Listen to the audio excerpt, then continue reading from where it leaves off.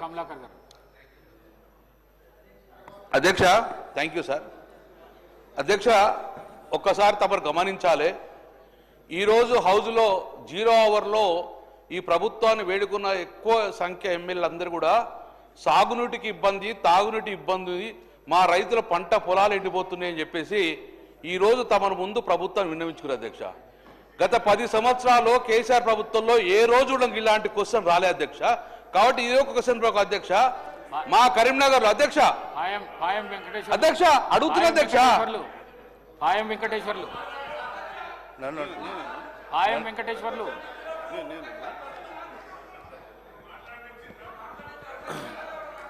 మాట్లాడే అవకాశం కల్పించినందుకు ముందుగా ధన్యవాదాలు అధ్యక్ష.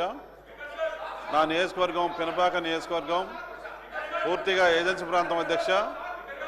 నా నియోజకవర్గంలో 7 మండలాలు ఉంటే 4 మండలాలు బోర్గంపాడు, అశ్వాపురం, మనుగూరు, పినపాక 4 మండలాలు కూడా గోదావరి పరివాహక ప్రాంతంలో ఉన్నటువంటి ప్రాంతం.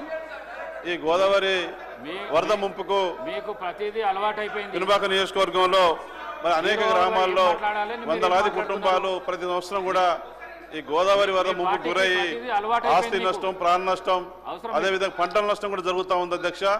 మరి గోదావరికి సంబంధించి 1974లో 77 అడుగులు, 1984లో 76 అడుగులు, 2006లో 75 అడుగులు, 2022లో 76 అడుగుల అధ్యక్ష. వచ్చినప్పుడు భారీ వర్షాలకు మరి గోదావరి వరద పొంగి అనేక గ్రామాలలో, నా నియోజకవర్గం పరివాహక గోదావరి పరివాహక ప్రాంతం 4 మండలాలు ఉన్నాయి. 4 మండలాలు ఉన్నటువంటి అనేక గ్రామాలలో వందల కుటుంబాలు ఆర్థికంగా నష్టపోయారు, ప్రాణ నష్టం జరిగింది. అదే కాకుండా పంటల నష్టం కూడా జరిగే ప్రతి సంవత్సరం కూడా ఈ రకంగా ఇబ్బందులకు గురవుతూ ఉన్నారు. 2022లో మరి భారీ వర్షాలకు ఆనాటి ముఖ్యమంత్రి గౌరవనీయులు కేసీఆర్ గారు భద్రాచలం జూలై 17వ తారీఖున వచ్చిన సందర్భంలో ప్రకటన చేశారు అధ్యక్ష ప్రెస్ మీట్లో.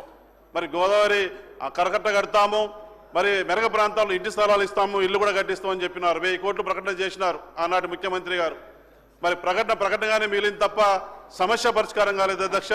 మరి గ్రామాలకు వెళ్ళినప్పుడు, ఎన్నికల ముందు అడిగారు, గ్రామాలకు వెళ్ళినప్పుడు కూడా ఈ గోదావరి పరివాహక ప్రాంత ప్రజలు నన్ను అడుగుతా ఉన్నారు, మెరగ ప్రాంతాలకు మమ్మల్ని తరలించండి, ఇంటి స్థలాలు ఇవ్వండి, ఇల్లు కట్టించండి, మరి శాశ్వత పరిష్కారం కావాలని మరి కోరుకుంటా ఉన్నారు.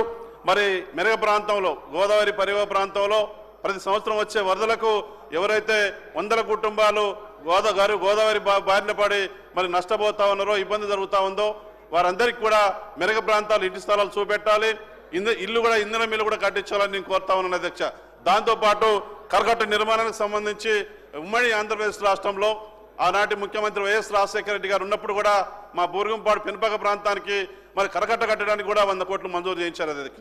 మా తర్వాత వచ్చినటువంటి గవర్నమెంట్ పట్టించుకుపోవడం వల్ల ఆ నిధులు కూడా వెనక తిరిగిపోయినాయి. తప్పనిసరిగా పినపాక నియోజకవర్గంలో మరి గోదావరి ప్రాంత వరద ప్రాంతం